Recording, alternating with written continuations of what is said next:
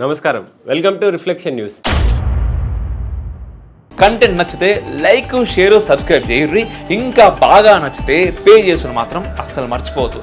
మీరు పంపే రూపాయి అయినా కూడా నాకు అది చాలా చాలా చాలా ఇంపార్టెంట్ అండ్ చాలా పెద్దది. సయ్యద్ మోయిన్ మరియు ఇంతియాజ్ జలీల్ నేతృత్వంలోని ఏఐఎంఐఎం ర్యాలీ నగరంలోకి ప్రవేశించి వీధులను అడ్డుకోవడంతో ముంబై పోలీసులు లాఠీచార్జ్ చేశారు.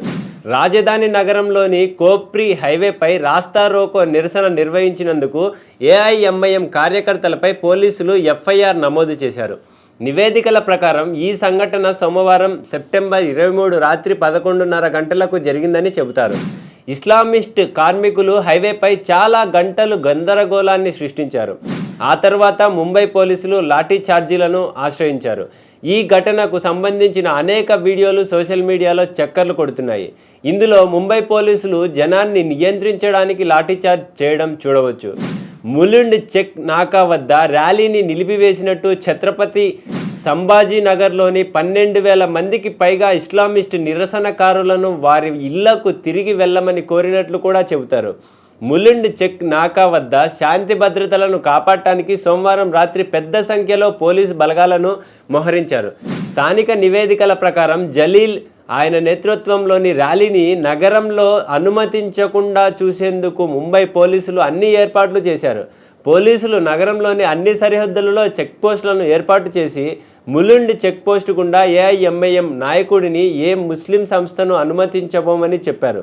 నగరంలో శాంతి భద్రతలను నాశనం చేసే ఏ ముస్లిం సంస్థను లేదా ఏఐఎంఐఎం సమూహాన్ని అనుమతించకుండా చూసేందుకు ముంబై పోలీసులు, థానే పోలీసులు నిన్న కలిసి పనిచేశారు. అయితే పార్టీ కార్యకర్తలు కోప్రి హైవే వద్ద రహదారులను దిగ్బంధించగలిగారు.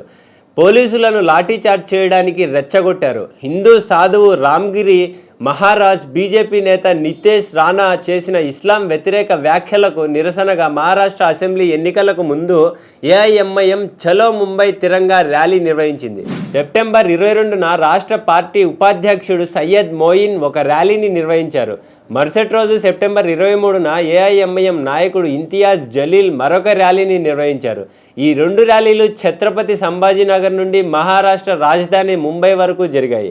నిన్న జరిగిన సమావేశంలో జలీల్ మాట్లాడుతూ పెరుగుతున్న కుల మత విభజనలను ఎదుర్కోవాల్సిన అవసరం ఉందని పేర్కొన్నారు. మహారాష్ట్రలో కుల మత గోడలు నిర్మించబడుతున్నాయి, అల్లర్లను ప్రేరేపించే ప్రయత్నాలు జరుగుతున్నాయి, వేదికపై ముస్లింలను బెదిరిస్తున్నారు. ఇవి చట్టవిరుద్ధమైన చర్యలు కాదా? చర్యలు తీసుకోకూడదా?